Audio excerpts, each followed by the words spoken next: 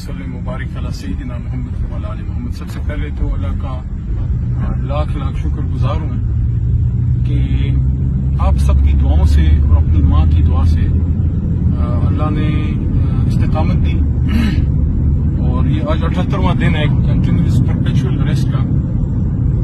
मैं इस बात पे खुश हूँ कि जिस विजन पे अपने चेयरमैन इमरान खान साहब के साथ मैं शामिल हुआ था, अल्लाह ने उसी पे साबित कदम रखा। जिस तरह अल्लाह ने दुआ भी बताई है कुरान में कि रब्बना अफ़रिग़ अलैना सब्रन वसब्बित अक़दामना वंसुरना अलल क़ौमिल काफ़िरीन। मेरा मैसेज मोहब्बत का है।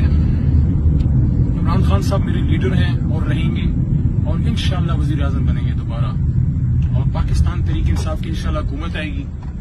मेरा मैसेज ये है कि पाकिस्तान को सियासी इंतकाम की नहीं, पाकिस्तान को सियासी इस्तेहकाम की जरूरत है और इस वक्त इस मुल्क को एक पुरअमन तरीके से एक शफाफ इलेक्शन की तरफ लेके जाना चाहिए। हम सब पाकिस्तानी हैं, हमें दहशतगर्द और गैर महब वतन कोई नहीं। मैं हमेशा पहले भी इस बात का, जब हुकूमत में था, जब पहले पोजीशन में था, ये कहता था कि किसी पे गद्दारी के फितवे ना लगाएं। आज अल्लाह ताला के करम से वो केस भी मेरे पे खत्म हो गया 9 मई का। बाकी भी जितने 2 करप्शन के केसेस उन्होंने लगाए, 4 MPO, सारा कुछ अल्लाह के करम से खत्म हुआ।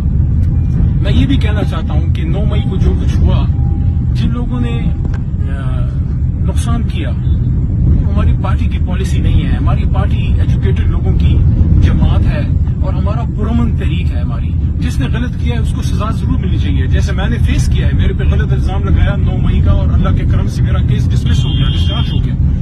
लेकिन बाकी जो करोड़ों लाखों हमारे वोटर सपोर्टर हैं, वो पाकिस्तान तहरीक इंसाफ के साथ इमरान खान साहब की लीडरशिप में एक इस्लामी फलाही रियासत मदीना की तर्ज पे वो बने, उसके लिए कोशिश कर रहे हैं। बाकी जमातों के भी अपने एजेंडाज हैं, उनके भी अपने मैनिफेस्टोज हैं।